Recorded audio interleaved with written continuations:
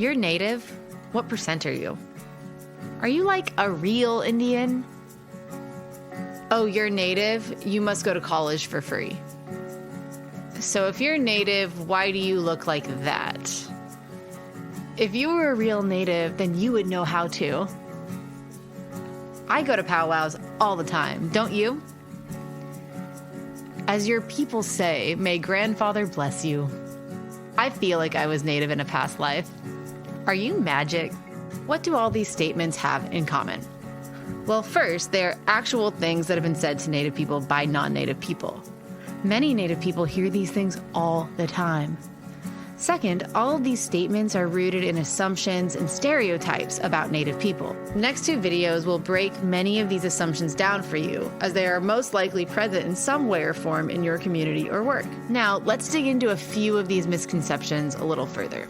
Real Native people are full-blooded.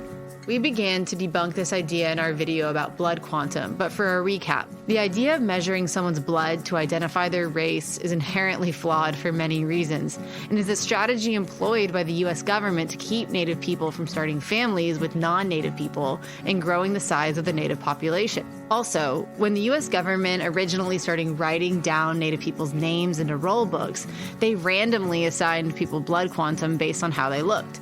So the recorded blood quantum is rarely reliable. Asking someone about their blood quantum is considered incredibly rude and is seen as a way to bring someone's identity into question, like they have to prove their identity to you. Now, if you're not Native, claiming to be Native or saying that you feel Native or that you were Native in a past life is considered appropriation of a Native identity and will ultimately alienate any actual Native people you are interacting with. If you are concerned that a person is appropriating a Native identity, talk to a Native friend or colleague about it, but avoid jumping to conclusions or making judgments about the person's nativeness. It is not your place or responsibility to decide who is and who is not Native. Real Natives are cultural experts. Remember, Native people have survived and remained resilient through significant amounts of trauma, including separation from community and family, genocide, cultural erasure, forced assimilation, and more. Because of this, it can't be assumed that a Native person has all the answers to the cultural questions you might have. In fact, putting people on the spot can increase feelings of inadequacy over not knowing enough about one's culture. Instead of using someone's cultural knowledge as a gauge for whether they are legitimately Native, just respect people wherever they are and their level of cultural connection. Native people must look a certain way.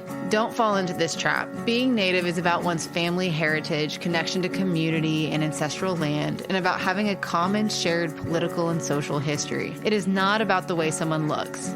Assuming that Native people must have a typical look, whether that be skin tone, hair color, or even fashion, is ultimately rooted in stereotypes. And often, Indigenous people from different parts of the world have different traditional appearances anyways. The assumption that Native people must look a certain way is connected to blood quantum, as it challenges Native people's ability to claim their Native identity and can be used as challenging people's ability to freely choose who they can or cannot start families with free of consequence.